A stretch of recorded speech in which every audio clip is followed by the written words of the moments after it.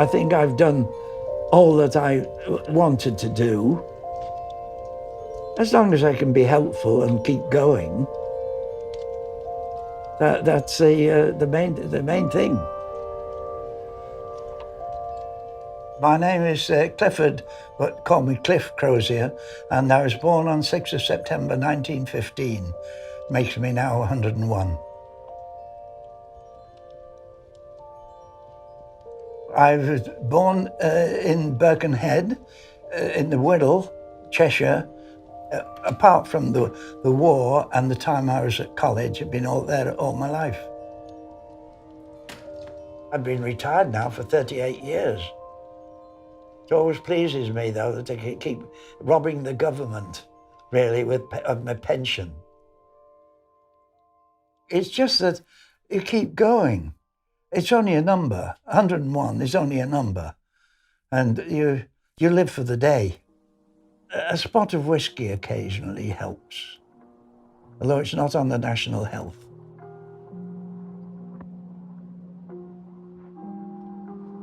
I have so many fond memories.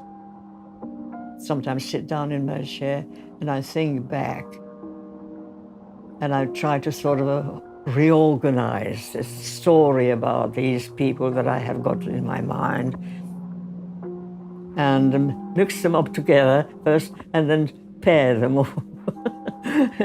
And I think there are quite a few people out there that would be very, very happy to be together because they are such lovely people that they are. Emilia Teresa Harper. Teresa. It's Teresa because it's Czechoslovakian. 103, my goodness me. 3 is my lucky number.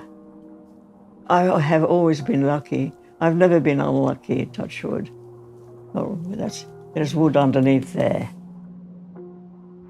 I was in Czechoslovakia when I was a young girl, and I was living with my grandparents because my father was a prisoner of war.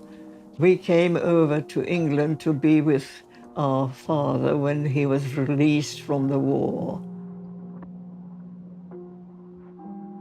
Everything makes me happy. I love talking to people. I like doing things. I like going out shopping. Once I go out shopping, I don't want to come back. I don't think there is anything that I really need to do because I've done practically everything that I ever wanted to do in the past. I've got beautiful memories, you know. I can live happily forever after because of my lovely memories.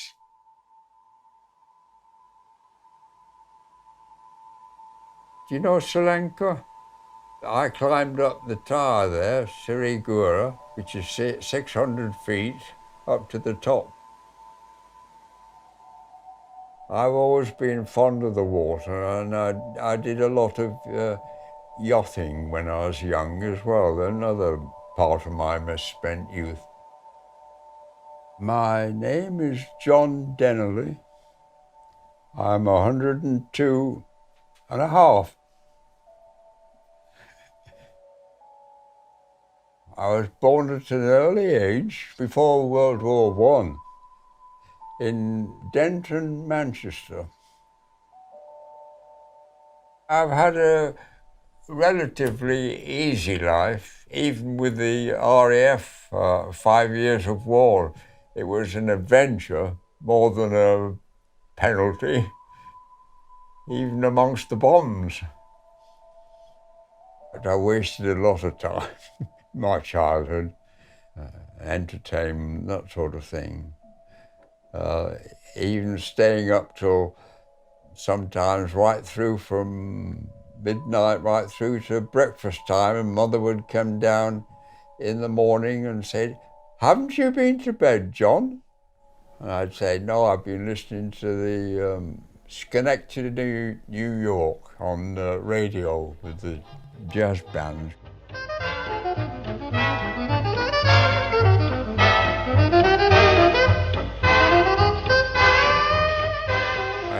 It. And then sort of settled down once I became a pharmacist. I don't feel any older than I was, 20, 30 years ago, except with my limitations. I don't feel 29, but say 79, 69, 79. I'm not going yet. I'm still strong.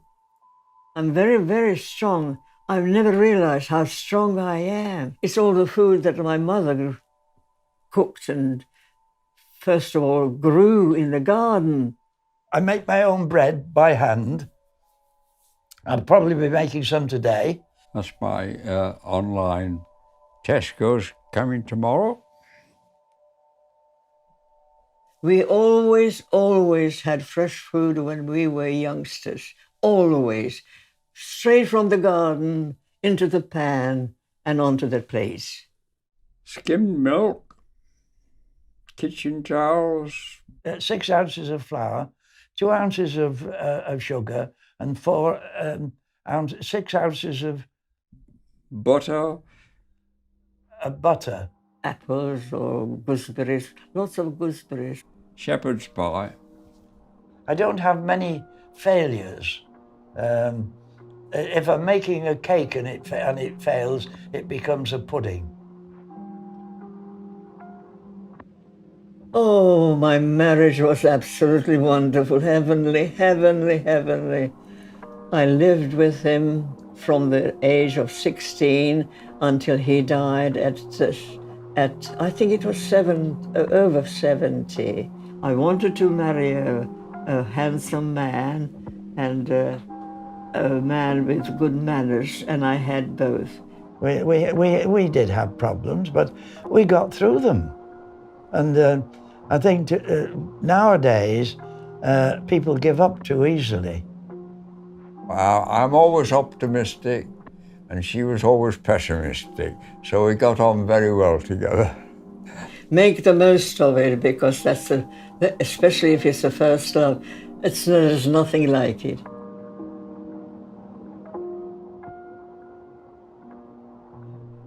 When I had my first children, I had twins, but unfortunately I lost the twins, and that was the most tragic moment in my life.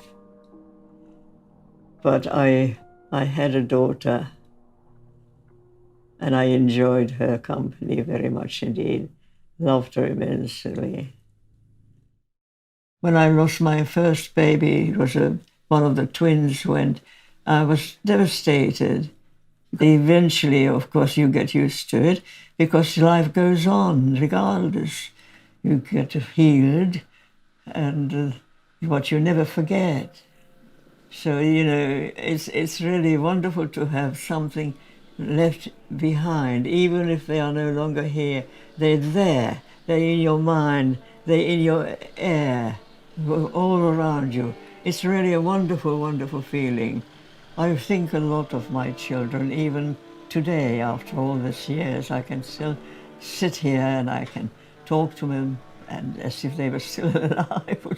When people pass this way, they hear me talking to myself. They think I'm crackers. But I'm not crackers. I'm only just thinking about my children.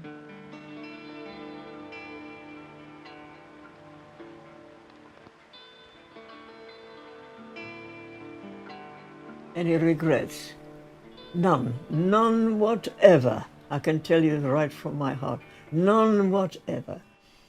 If I'd have been more attentive at school in my early life, I'd have studied more and harder. And although I didn't do too bad in the end. So. But I think the sooner you start studying, the better. I was ill at college, and my father came to collect me, and I didn't want to go back with him. I wanted to stay at the college with the friends for a short time, and I always regretted that my dad had made the journey, and I hadn't taken it up. His offer to take me back. I didn't do the right thing by my father. That's the thing. Because I admired him very much. I never said anything.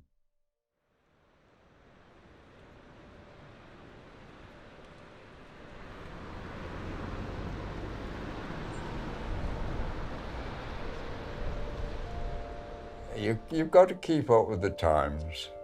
So what was good in sort of 80, 90 years ago doesn't work these days. Communicate, speak with your parents, and take their advice too, or at least consider it. You don't always have to follow it, but certainly don't throw it out of the window. I recommend anybody, if they find the right husband, to marry. Not just live together, marry. Be closer and closer. It seems to me as if you are happy, happily married and happily living, that is the finest remedy for all ills, because everything is in perfect harmony.